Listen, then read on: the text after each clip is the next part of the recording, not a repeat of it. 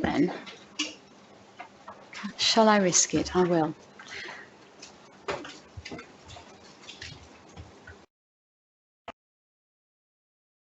Well, good afternoon, ladies and gentlemen, Mr. Mayor, colleagues and friends. So my first job, as usual, is the housekeeping. So we're not expecting a fire alarm. The toilet facilities are out in the corridor on the right, and we're being videoed.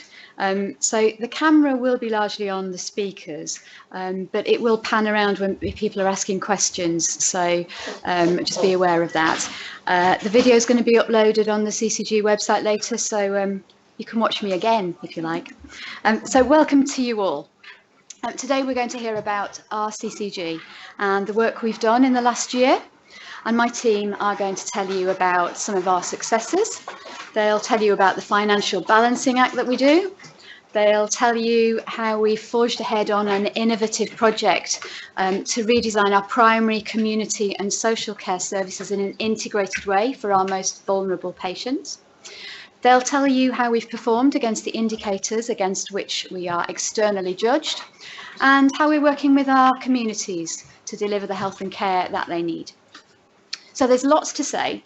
However, there is something that might not be very evident in amongst all of this reporting, and therefore I wanted to tell you about it. It's that all this is happening in an organisation that has been through major changes. About 2 years ago, we recognised that the NHS required something different from us, and we have responded. So from the start of the year that we're talking about today, 2017-18, we have been working differently. So we've had in that time a new exec team, a new accountable officer and chief finance officer, and we share with other CCGs, and a new managing director and many new members of the team. And I wanted to say a huge thank you to all of those people. I've watched them closely over this first year and seen them develop and tackle new and complex problems. And they're increasingly effective in their teams and really beginning to deliver. So thank you to all of them. And without further ado, I'm going to hand over to James Blythe, our MD. James? Thank you very much. Let me just, yeah, thank you.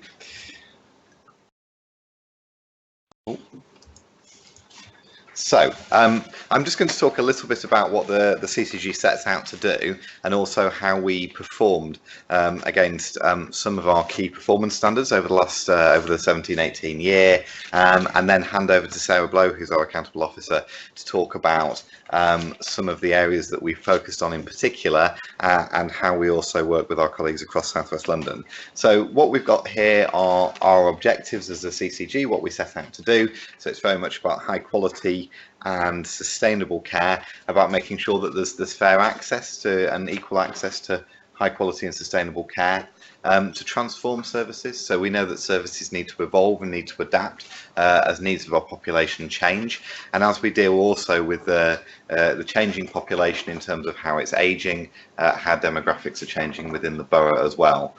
We need to do that in a way where we work really closely with our communities and work with other partners and stakeholders. And in 2017-18, we started to fundamentally change our approach in Wandsworth to doing some of that work, and I'll talk about that a little bit later when I talk about our local health and care plan process that we've just got into.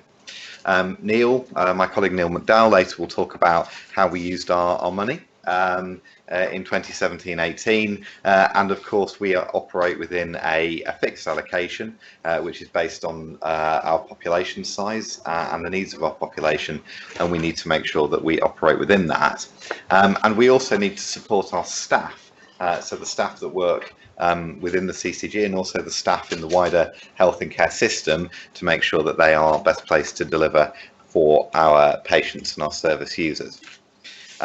Just want to talk a little bit about how we did against some of the key metrics that are used across the NHS in order to look at how we're doing as a CCG and as a local healthcare area.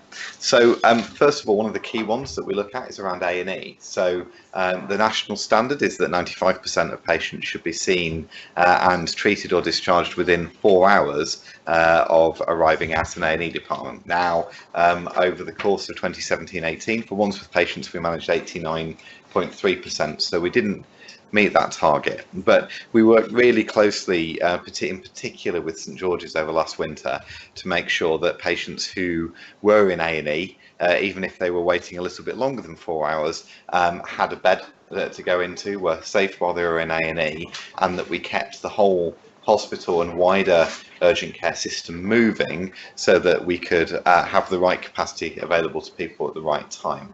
And year to date, we're doing a little bit better than that. We're at around 91.5% so far this year. So we are seeing improved performance. We did achieve the standard around getting people into psychological therapies on time, so we achieved that quite comfortably. Now in cancer, we came very close to achieving our standards around 2-week referrals. We have had a couple of challenges around access to 2-week referrals at St George's, but again, we've worked really closely with St George's to address those issues as they've arisen and to put more consultant support into some of the specialties, in particular dermatology, where there was a problem in year. And we also got very close to the standard around the diagnostic tests as well. We work really closely with other organisations to achieve standards or to get close to standards around a category A responses, so 8-minute responses to ambulance calls, and we did achieve the standard around MRSA infections. I just very quickly want to talk before we carry on about waiting times, and this has been one of the key challenges for the last couple of years for this area. Is that at the moment St George's Hospital, where many people are referred, are not actually reporting against the national waiting time standards, and that's because they identified a number of problems that they were having in terms of producing accurate data. We've been working really closely with them, so that remains the case at the moment. But we've done a huge amount of work with our GPs. And with St George's to make sure that everyone who needs to be seen is getting seen, and we're much more confident about that now. And additionally, we've supported St George's by putting in additional services in 2 of the most challenged specialties, in ENT and dermatology, and also work really closely with GPs in the borough to make sure that they have information about what waiting times are at different hospitals. So if there are long waits at St George's, about other places that patients can be seen. We are working now with St George's to get them reporting their waiting times and to improve their waiting times for next year. So although it's still been an ongoing challenge for us, it's a good example of us working really closely with our partners in other parts of the system. So, sorry, Sarah. Yeah, got it. There we go. So good afternoon, Sarah Blow. I'm the Accountable Officer for Wandsworth CCG, but also for other CCGs in South West London. And I never miss an opportunity to say thank you to all of our staff, particularly on the 70th birthday of the NHS. And we've all got the balloons here, but you will have seen the stalls outside, and particularly to our clinicians who lead our NHS and our chair and others. So thank you to all of them. And I think this year of the 70th has been a huge opportunity for us to celebrate the fantastic National Health Service that we have and many future years of it. So I just wanted to say that up front. I also want to talk a little bit about Wandsworth and what we've achieved over the last year. We were assessed as being good overall by our regulators, which is a positive thing, and we received a number of outstanding and good measures for some of our clinical services. We've done a lot of work locally around ensuring that we have GP services accessible 8 to 8, 7 days a week to our local public, and we have 3 hubs that deliver that service when your GPs are not open, but they can access your records and they can see you in a planned way. If you go through your GP, you can get an appointment at a time that is suitable to you, and that's a really big step forward. We also are working with those hubs around how we stream patients and how they are seen and support people in the community rather than going to A&E. So that's another big step forward. We've increased the hours. I think James was talking about the ambulatory care, and that's seeing a lot more patients as well. So we're working with St George's on that. We've got a big priority in South West London around children and young people mental health. And we recognise that our children and our young people actually are our future, and we need to make sure that they are supported in the right way. And we have been invited to bid for both Wandsworth, Merton, actually for 3 CCGs and Sutton, for the national, I think what they called, Trailblazers, that's it, Trailblazers for Children and Young People Mental Health. And that's based on a recent green paper, which means that we could put a significant amount of funding into working with our schools and our local populations and our mental health services to make sure that we are supporting children and young people in their communities in a way that makes sense around their health and well-being. And there's already some really good work going on in Wandsworth around this. And the PATH programme actually looks at emotional literacy in 12 schools in Wandsworth and has been really successful. So what we will do is build on the work that's already happening in Wandsworth if we are successful. The other big thing that we did this year, which probably doesn't impact you immediately, but will do in the level of care that you receive. I don't know if you know, but the NHS, I think, was keeping afloat on its own the international business of fax machines. And what we were doing was we were faxing records through from GP practice to hospitals and all over the place. And recently we switched that off and we went totally electronic, so that actually now all of our systems are electronic through and from the hospital, which is quite exciting because number one, it's much easier to read, it's immediate, and it is safe. So that's a really positive move forward, and we did that and it went very smoothly actually with St George's and local hospitals, so that's a really positive move as well.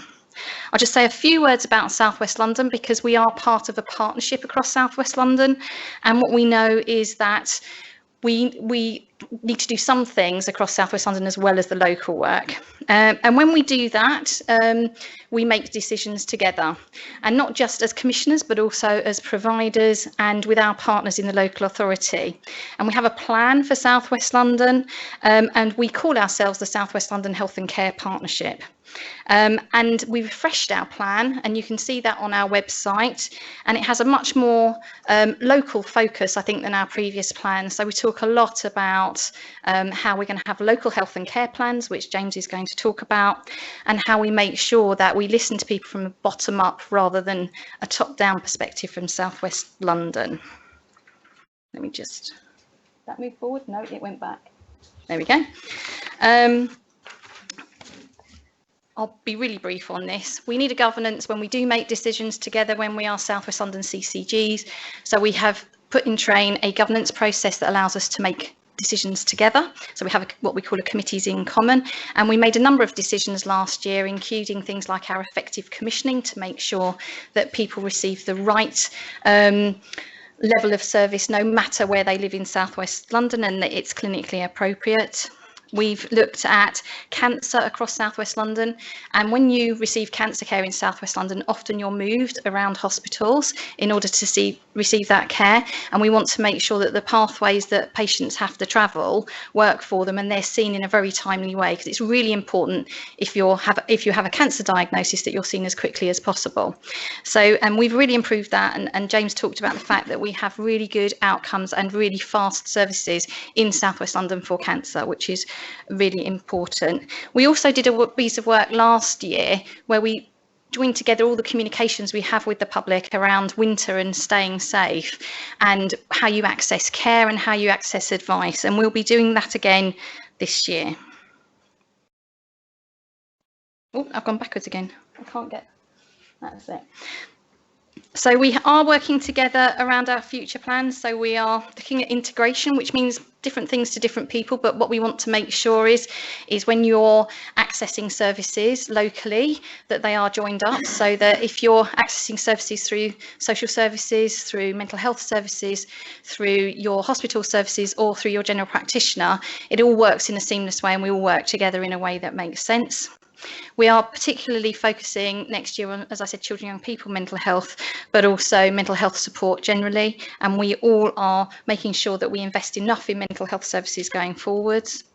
And we're also looking at how do we deliver a new model of care, because as our population is growing and ageing, they need more and more services, but we don't have the money to deliver all of our services from a hospital, nor would that be the right thing to do. So we need to make sure that the community support that we have is right, and we're developing those through our plans. And we're also just working very closely together across South West London, because often people live on borders, especially in London.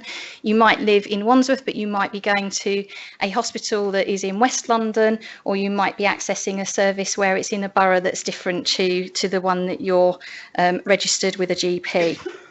So we need to make sure all of that works. And we're also just going to keep an eye on all the quality of our services. It's really important to us as commissioners that we focus on the quality of the services we're giving, as well as the types of services that we deliver. So now I'm going to pass over. Did you want to do an introduction? Or? Are you going to do it? Oh, yeah, thank you.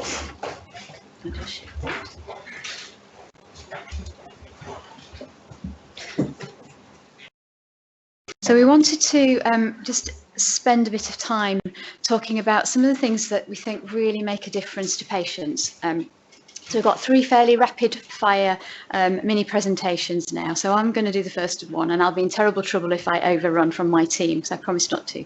So I want to talk about general practice. So I'm a GP, and my home base is in my consulting room with a patient in front of me. But as chair of the CCG, I like to get out and about, and I'm lucky to be able to visit other parts of the NHS and learn from what's going on elsewhere and try and bring that back to Wandsworth.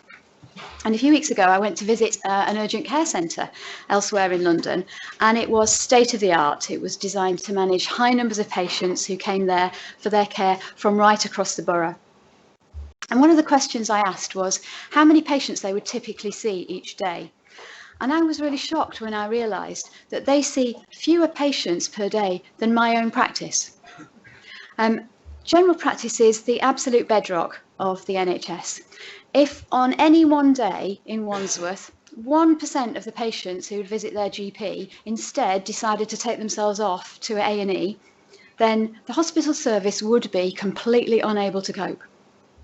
Conversely, if 1% of the patients who are seen in A&E each day were instead to go to their GP or to other services, then the situations at the hospitals would be significantly better for those people who do need emergency care there, or perhaps were going in for a planned operation. So we know that general practice is really important, and we know this because our patients tell us that it is. Patients tell us that they want convenient access to a GP, and many people would prefer to see their GP, and we call that continuity of care, and it's really important to GPs as well as to patients. And in Wandsworth, we are widely regarded as having very good general practice, some of the best in London, if you think the National GP Survey is anything to go by. But it is under immense strain. It's under strain because we don't have enough trained staff, particularly doctors and nurses, and it's under strain because patient demand and expectation has risen at extraordinary rates, and because we have more need now, we have more people who are older with more complicated health conditions. And it's under strain because we have deliberately moved care from hospitals into GP practices because it's better for patients and it's cheaper to deliver there. It's under strain because there are problems with the premises that many practices work from, and because the technology that we use probably doesn't match up to your home laptop or your iPad. But we are determined that general practice in Wandsworth will thrive, and it will be the natural first port of call for patients who need it. So this year in Wandsworth, we have introduced 5,000 additional appointments per month in general practices spanning 8 o'clock in the morning to 8 o'clock in the evening on 7 days a week. In addition, we fund practices to provide an appointment to patients within 4 hours if they need it.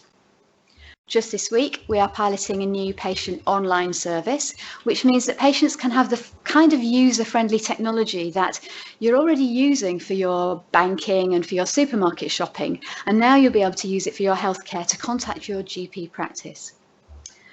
So we're supporting practices to deal with the problems of rising costs and recruitment and vacant posts by helping them to work out new ways of working.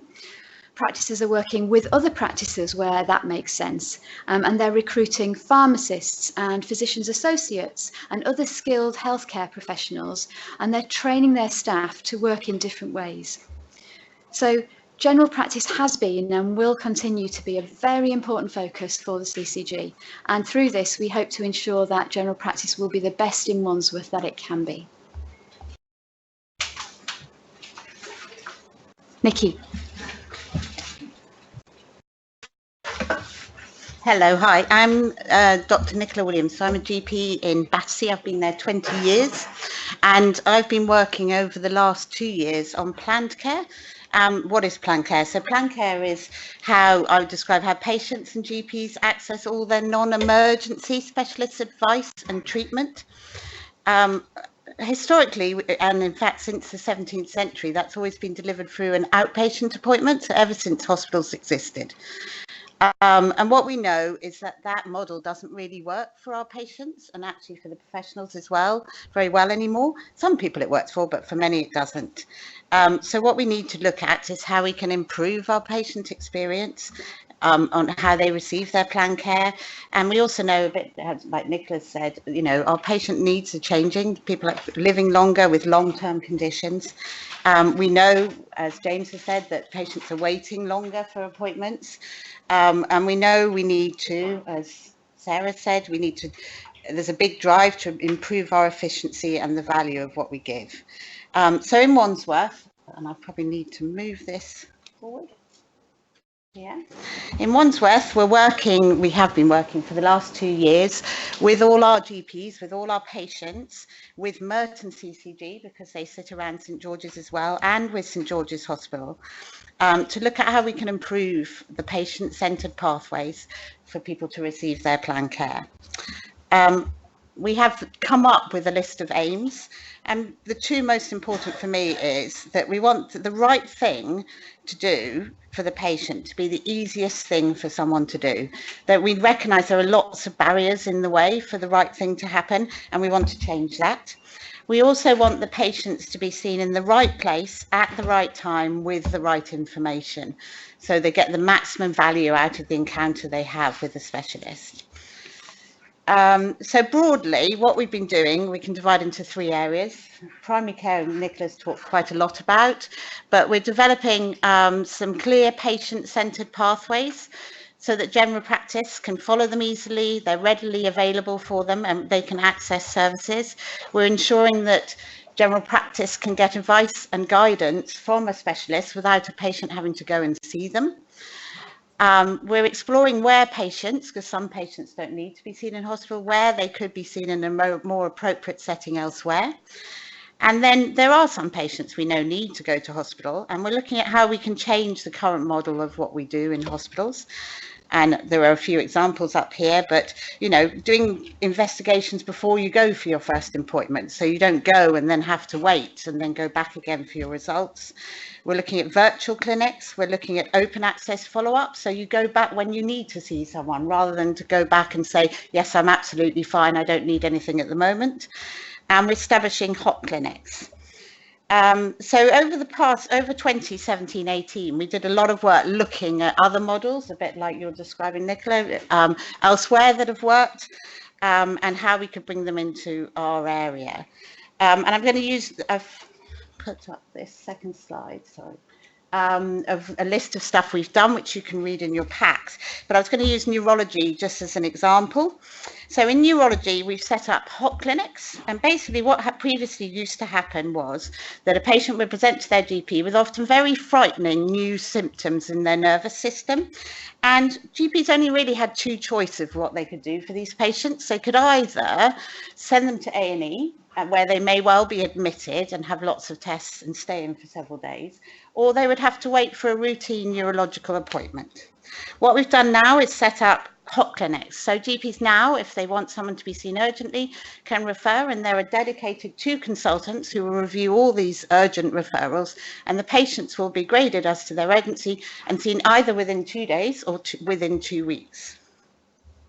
The other thing we've done in neurology is set up a migraine clinic in the community. So we know that migraine is one of the top 10 causes of disability in the World Health Organization.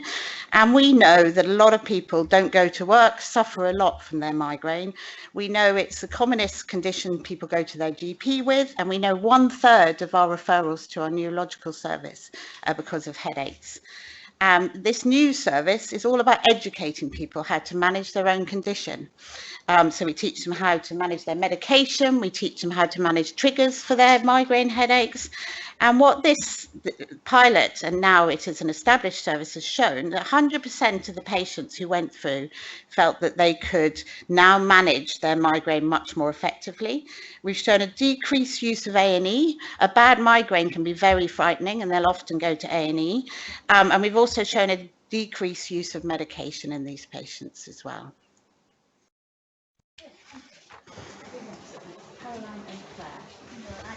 Instructions on how to move it on. Just click.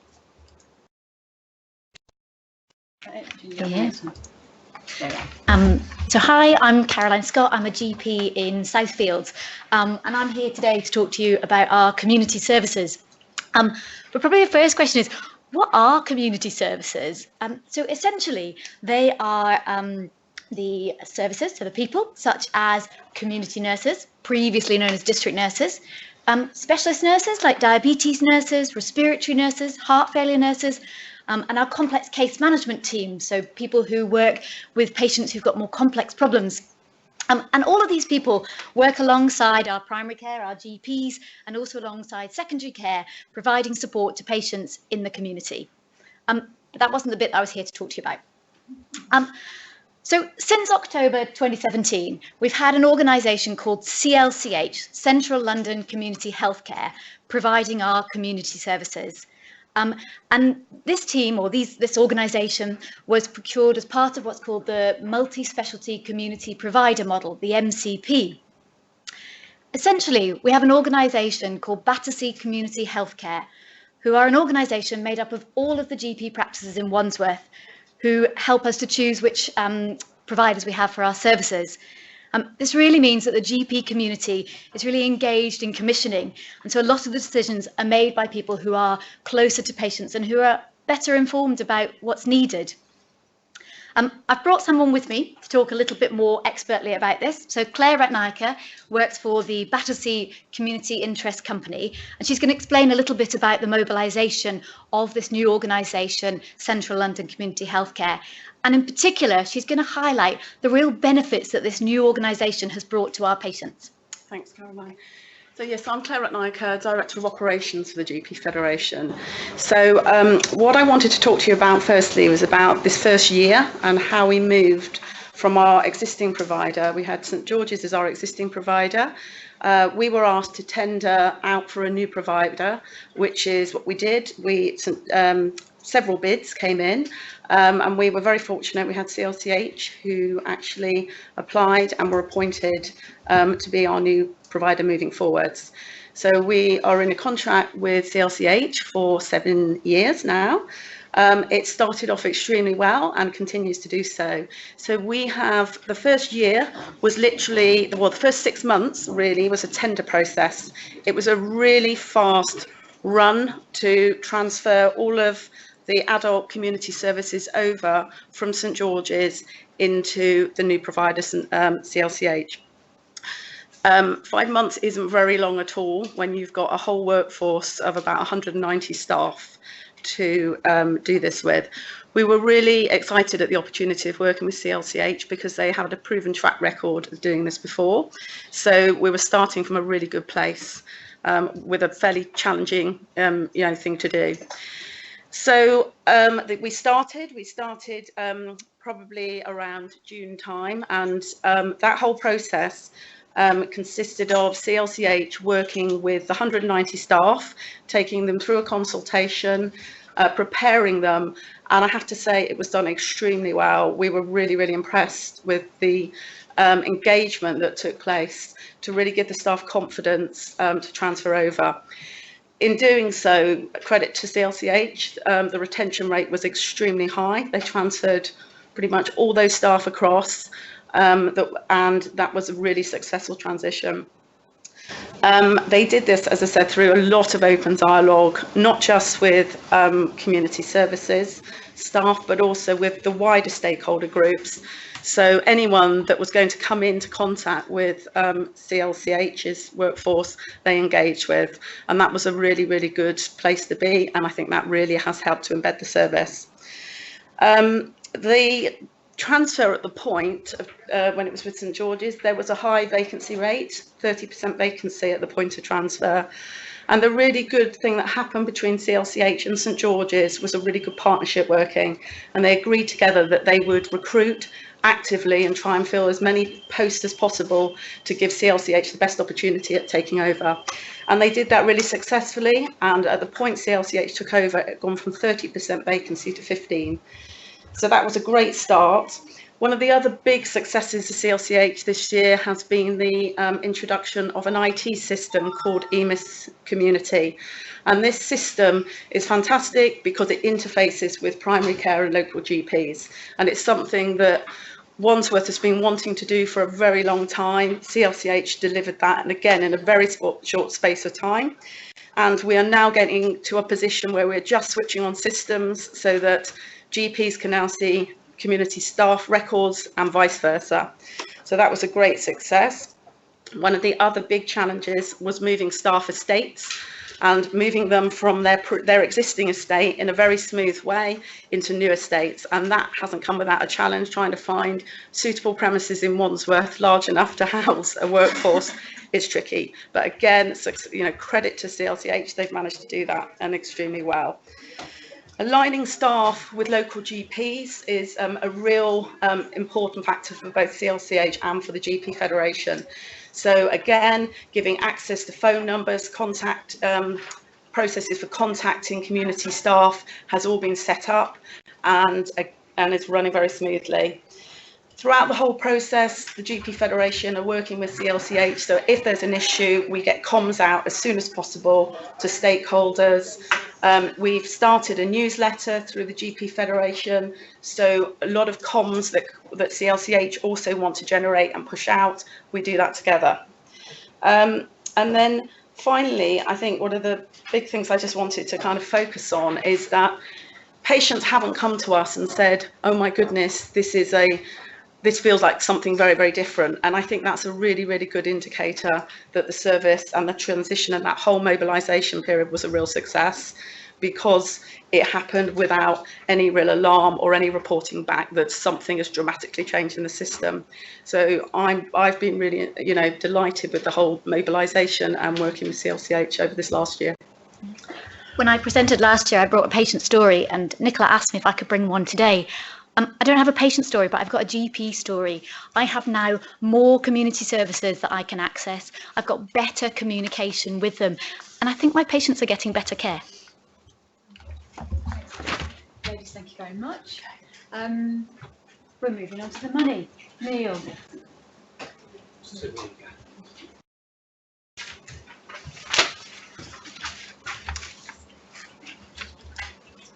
I say I can operate it. Okay, good afternoon everybody. My name is Neil McDowell. I'm the Director of Finance for Wandsworth CCG. Air conditioning playing havoc. So my presentation today is a short presentation, you'll be pleased to know, but it's going to look at how we're funded, Did we hit our targets? And finally, where do we spend our money? So, how are we funded?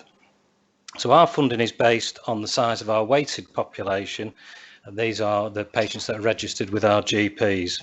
So it's a weighted population because it takes into account those demographic factors such as age and deprivation, mental health conditions, etc.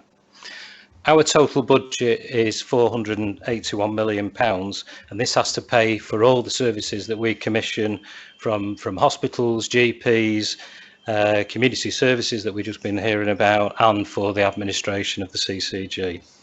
So the overall funding per head of population, as opposed to the weighted head, but the per head of population is just over £1,200. We were required to achieve a surplus of £2.2 million. We actually did better than that. However, this was mainly to do with some exceptional items which weren't necessarily linked to Wandsworth CCG business on its own. So what were the financial targets that we achieved? So in terms of maintaining our financial stability, it was really good news that we hit the surplus that we needed to do that. That enables us to make and plan effectively for all the services that we want to commission moving forward. We equally have to get an opinion from our auditors that we've used our money in the most cost-effective way. So that's demonstrating good value for money, and we got that as well. We made the investment in the mental health investment standard. So this is where we have to commit to put the growth in our allocation. We have to match that growth in the allocation for all the mental health services that we provide. And normally Tom Coffey is here and he normally name checks me to say that I've definitely achieved that or helped him to achieve that. So we've done that one.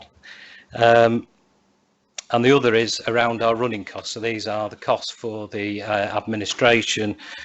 We've actually fallen within that. It's around about £21 per head of population that's based on. We're roughly around £19 per head. So the upshot of all of this is that the accounts were all submitted on time, and in turn we received an unqualified audit opinion on our accounts. So my final slide just looks at where we spent our money across the various sectors of healthcare.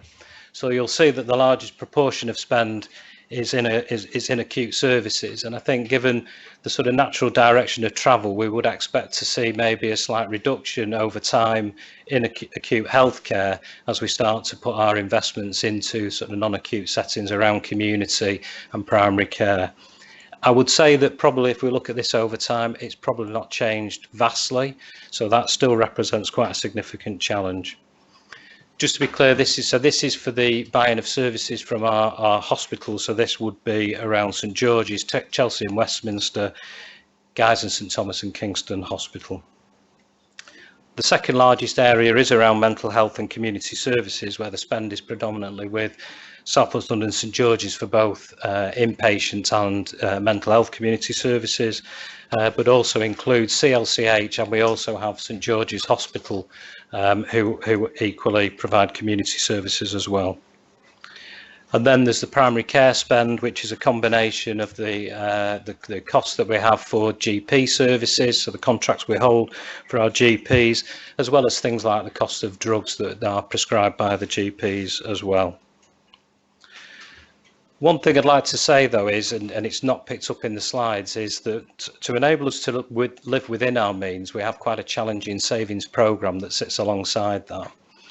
And in 17-18, that was around about £17 million.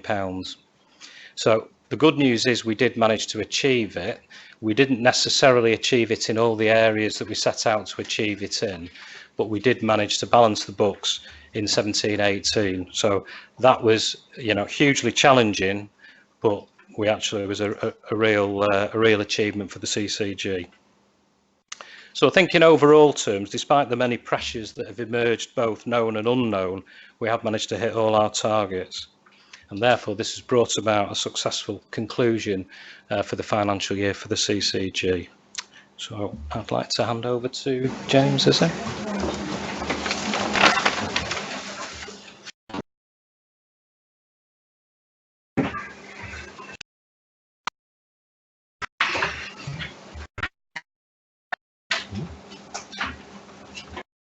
Okay, so I'm going to talk very about how we're planning the CCG along with other partners within the borough are planning to move forward with the transformation of health and care. So when as health and care bodies we're thinking about how we plan future services, we start with a document called the Joint Strategic Needs Assessment. It's something that every area in the country does, and it basically says what are the needs of a local population. So together with our partners at the council and together with provider partners, we've been looking at what this document says for Wandsworth. And it tells us a few things about our population. It tells us that we've got a lot of children, we've got a young population, but that those children have some specific challenges, in particular around weight management. So 1 in 3 children leaving primary school is overweight or obese. That's more than 1 in 2 by the time children leave secondary school. And we also know that they have specific challenges around mental health and risky behaviours. We know that those challenges with weight and diet continue into our working age population. So we know that diabetes is already a significant issue within the borough. 15,000 people resident within the borough have diabetes, but there's another 25,000 people at risk of diabetes. And we know that also there's 44,000 people within the borough with anxiety and depression. And there's a real link between those mental health issues around anxiety and depression and the ability of people to manage their lifestyles and manage any physical conditions that they have as well. So the two issues are linked. We also know that for our older population, well, that's a population that's massively growing in the borough, and the population over 65 is projected to be over 40% larger by 2035. So although it's a relatively young population at the moment, it is one that is growing older. And we know that there's real challenges around appropriately supporting older people. So many people live alone. We have a growing number of people with dementia, and we have a growing number of people who have falls as well. So really those are the issues that we are looking to address within our planning. We also talk to our local residents. So we know that continuity of care is one challenge that we have, but equally balancing that, people want to have really accessible services. And one of the challenges we have when we're planning care is to say, how do we make services accessible? So at different times of the day in different places, but make sure that where you need to have continuous contact with the same person, that's something that we can do as well. We know that people see sometimes the joins between health and social care and between different parts of healthcare, and we need to work better at joining services up. And we know also that mental health is seen as a key challenge by local residents. So we're now starting work on something called the Local Health and Care Plan. And the idea of the Local Health and Care Plan is to say that ourselves and the Council, St George's, CLCH, Healthcare from the GP Federation, Battersea Healthcare, we all have our own plans and strategies, and there are things that we are all doing to transform health and care services for borough residents. But if we work together in a different way, are there opportunities to take some of those areas of transformation further and to produce a more joined up and personalised approach for people who have health and care needs? Because people don't fall into a bucket that is CCG or council or hospital or community provider or GP. People have care needs that span every single area. So we're now developing our local health and care plan. And the idea behind that plan is that it outlines our local vision for health and care. It outlines how we're going to address some of the challenges that we're facing as a health and care system, what it means to start well, live well, and age well within Wandsworth, and what we will do to therefore transform services on that basis. We're developing that through the Health and Wellbeing Board, and the Health and Wellbeing Board has asked us to form a group that we're calling Wandsworth Transformation Group in order to do the detailed work around that. I'm delighted to say that that group is being co-chaired by myself and James Benson from Central London Community Healthcare, who we've just been hearing about, so that we have both a commissioner and a provider perspective being brought to that group. So what we're now doing is looking at what some of the priorities are that emerge from the Joint Strategic Needs Assessment and saying what should be the things that we work together at within each of those areas in order to improve health and care in the borough. Shortly we'll be publishing details of an event that we're going to be doing in November to actually bring together staff and stakeholders and some local residents as well to start us to really design and co-produce some of the priority areas for that local health and care plan, that approach where we work together as organisations across the borough. So this is a really important opportunity for us to build on some of the work that we've already done locally, but also to build on some of the work that's happening South West London wide. Thank you.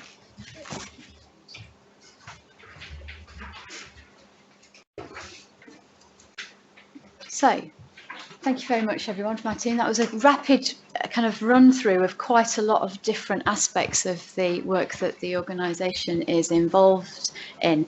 And we've got time for some questions now. I just say, if we don't get to your question in this bit, or if you just want to make a comment about today, we've got these kind of stickies on here. So even if you just want to say about how it was organised, or whether you enjoyed it or not, or how it could be better, or any specific comments about services or questions that you have, put them on there before you leave. It would be really, really good to see what you think about today. But we can open it up for questions now. So hands up already. Thank you. Yes, sir. Oh,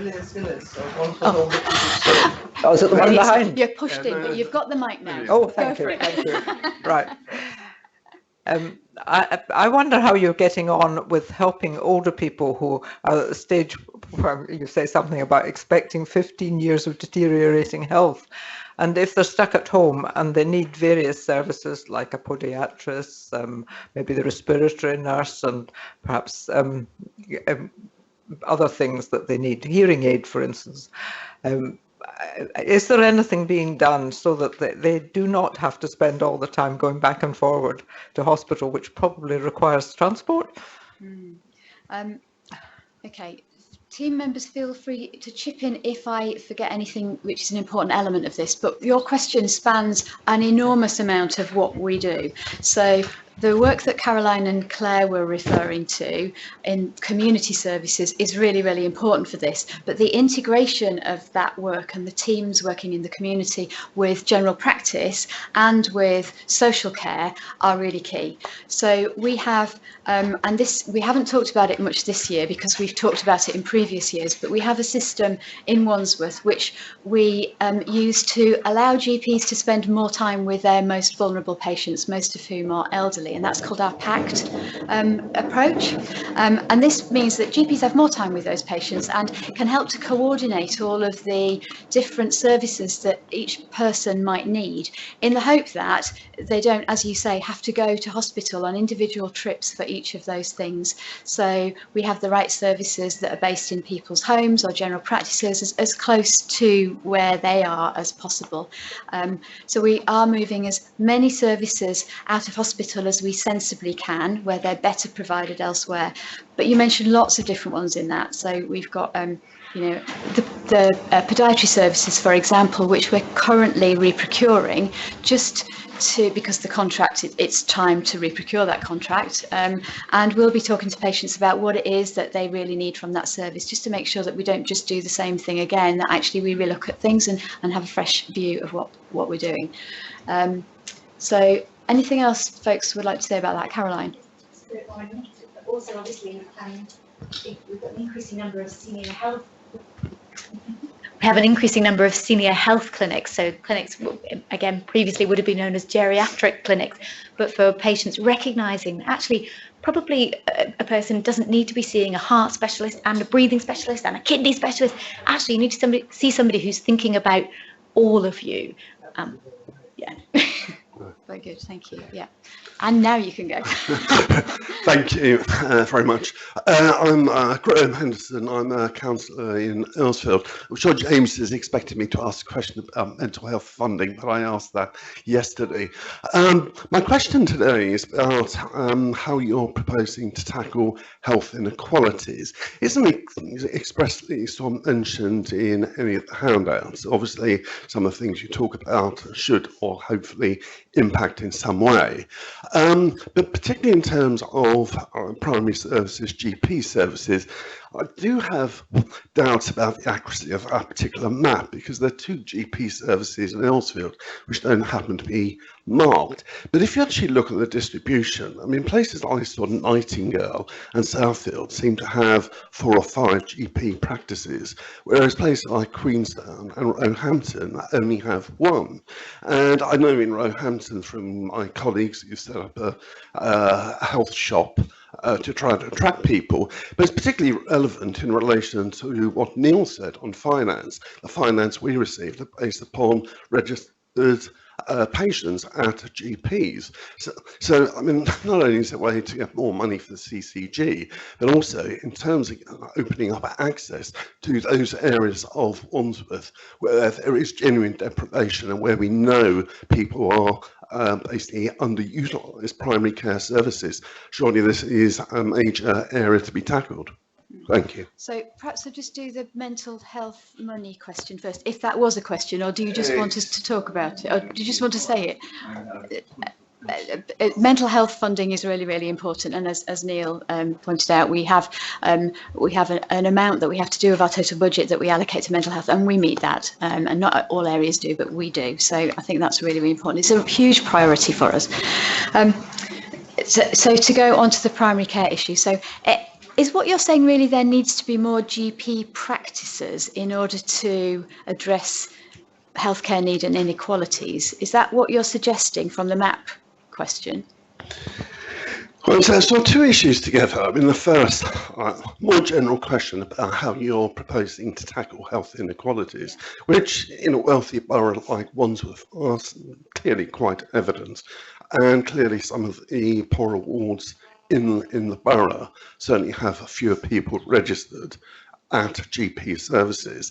But just looking at the map, it does appear that the distribution of those GP services are very heavily weighted, for one reason or another, I suspect it's probably traditional, towards, dare I say it, the wealthier parts of the borough. So I'm not quite sure that that actually is the case, because of course what that map probably doesn't tell you is the patient lists held by each practices. There, some of them, the dots are the same size, but they've got vast numbers of doctors, for example.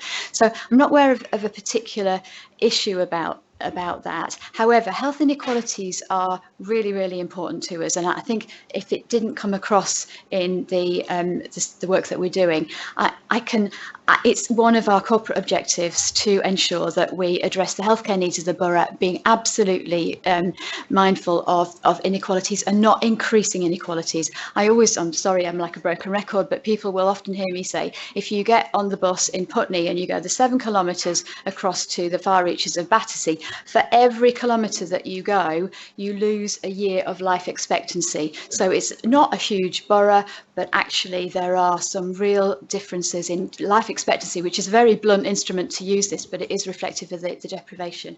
Areas of deprivation which are right next door to areas of wealth. Such is the nature of inner city London, really. So we're no different on that front.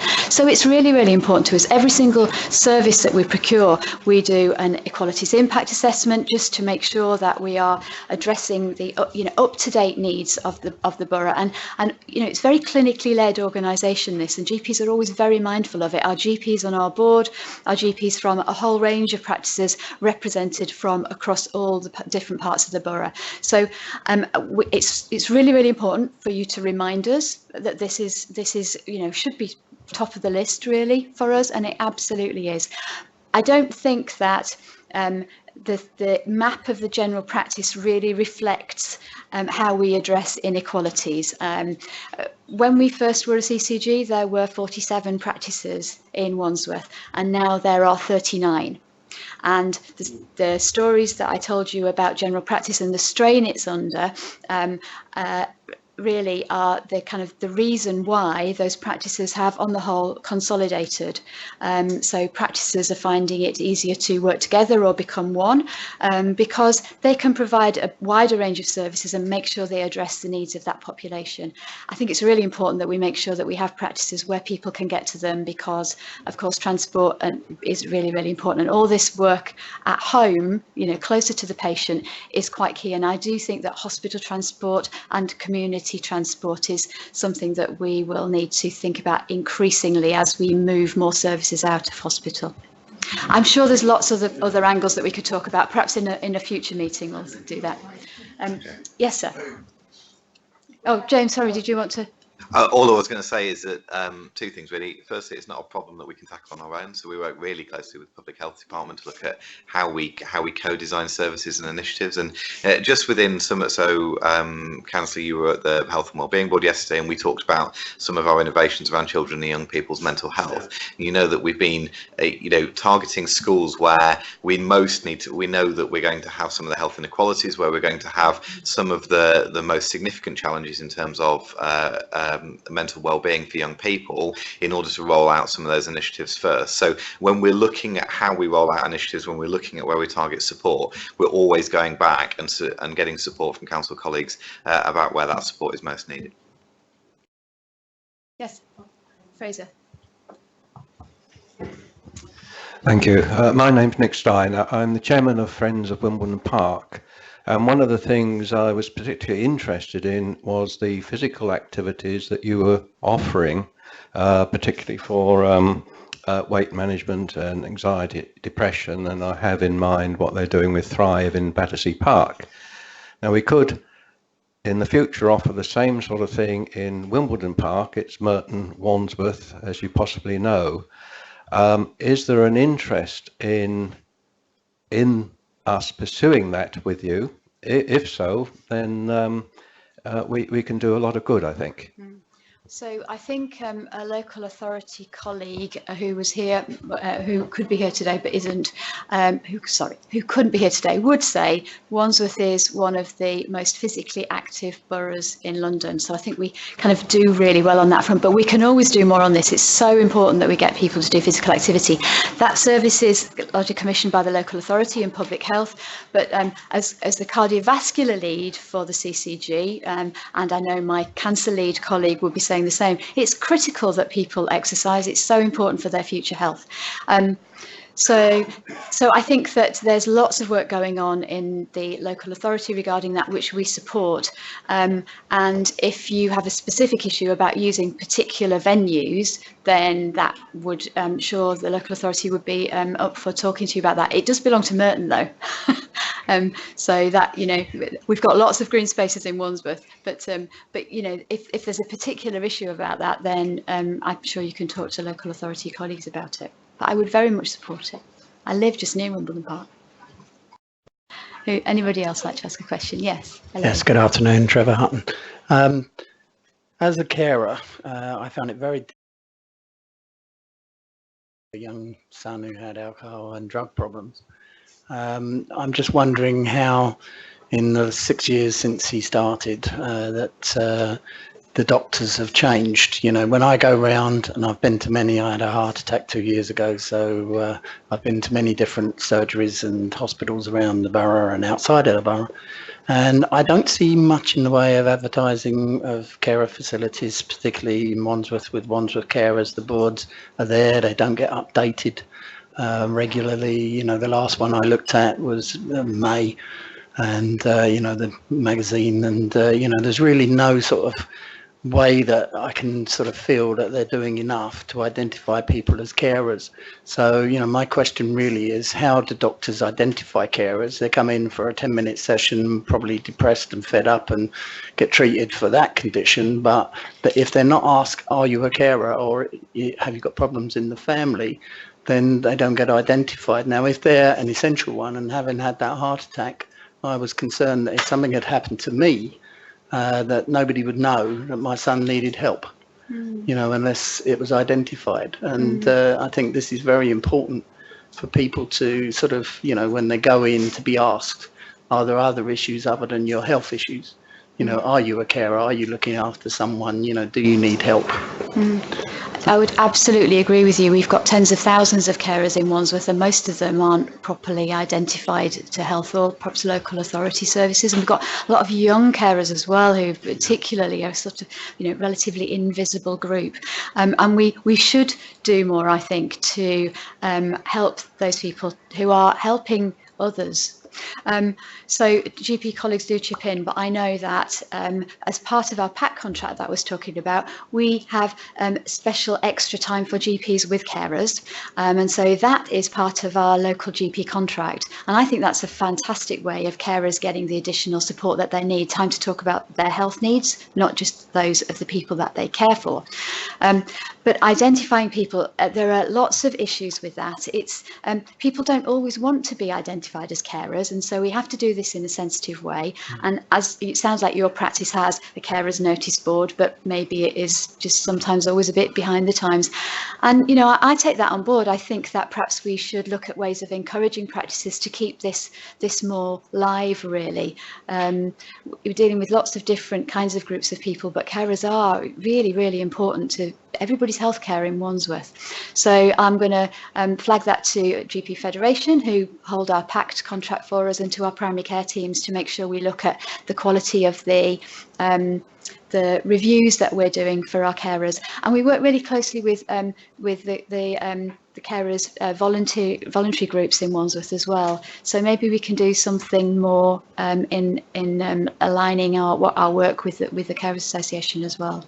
And because, you know, the practices are larger and you see different doctors, you know, it needs to be flagged up on the system to say this person is a carer. Yeah. Do you need to ask other questions, or is there other help you can offer? Absolutely. So that's in place, but I think maybe you're right that we could perhaps do more. So thank you for that suggestion. Thank you. Hi, your colleague mentioned about facts being redundant and information from secondary to primary care is now electronic. I just wanted to ask, is that via sort of a software that allows it to go into the clinical system, or is that direct into clinical system? And along that line as well, is there a means of, granted that hospitals use different clinical system from what GP practices use, have they got a way of actually communicating, as I've witnessed in some other boroughs and some other trusts? Okay, so anyone desperately want to, rather than me talking, anyone desperately want to take up that one on? I can do a little one. I'm happy to do the clinical side of it, but I just think other people might have something to say. Yeah. Oh, John, actually, are you able to talk John? about ERS? Oh, thank you, John. Yes. I can. So the system used, the system nationally, is the electronic referral system. As you say, a number of GPs use different clinical systems, and trusts use a multitude of different systems. There are a few that most use, but there are a whole variety. So we've moved from the variety of fax, email, postal referrals to a single system over the last few months of everything, or almost everything, going through the electronic referral system. There's still a very small number that, for appropriate reasons, won't go through that route. In terms of the mechanics of how it works, I'm by no means a technical expert, but the ERS system is the connection from the GP's clinical system, such as EMIS, that many GPs use in this area, into the Cerner patient administration system at St George's, and the ERS system is the link that bridges those two systems. So once the referral is received, it's then processed in the example of St George's onto their Cerner system.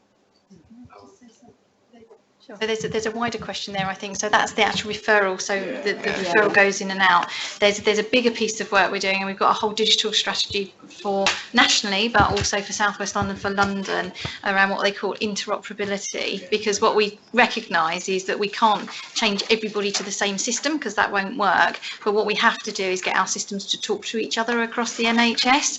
And what we are doing is we have a whole strategy around getting interoperability working, so that everybody can access the right level of information which is appropriate, and overseen by some information governance to make sure people aren't accessing the wrong information, or the wrong people accessing information. So that and it's interesting, isn't it, because patients think that when they go to hospital that they can see their records. Actually, strangely enough, they can't, and actually a lot of it is still paper based, and people hold different records in different hospitals depending on where you've been. And what we want to do is make sure that doesn't happen in future, and that people have access to those records. It's not fully functioning yet, but we have a programme of work, and we've received some capital in South West London to help to make some of that happen. So we're hoping over the next sort of 18 months we will start to get that working properly, and it's going at different speeds in different hospitals and different services. Yeah, no, I fully understand that, because for myself, for years I was chasing between NHS Digital and EMIS about sort of, I know that it's achievable because, for instance, NHS 1-1 reports, they come directly into the clinical system, which is a lot more clinically appropriate as opposed to having it sit in like a document email and then waiting for that to be filed and so forth. And similarly with the be able to see records as well, it alleviates the problem of chasing. You've got access to that record, that report's there, you're not there waiting. So when you do that, it will make life a lot more easier. So the paradise that we are going towards is where we can all, or not we, but where clinicians can access the right information when it's needed for individual patients, no matter where you go for your treatment. So that's the nirvana that we're going for. We're not there yet. We recognise that, but we are much closer, I think, than we have ever been. And I think taking away the idea of actually everyone having new systems is a good thing. It's actually about how do they work together and how do you work in a way that makes sense. And sadly, I understand EMI Stockman and all of those things, which is really sad for me sitting here that I actually know what they are. I'm going to finish there. It's time to finish. It's 4 o'clock. So firstly to say thank you for my team for presenting today. Thank you to you all for coming. Thanks for your interest in the work that we do, and it's all the better for the involvement that you have, and I hope you've enjoyed the event today. And finally, I'd like to thank my board, to the exec team for their support, of course, but to the clinical and lay members of the board and to our Health Watch and local authority members who have been a very stabilising force through a vast amount of change. And I'm really grateful to them for their ongoing commitment to the CCG and their support in our endeavours to deliver better care and a healthier future for Wandsworth. Ladies and gentlemen, thank you very much for coming today.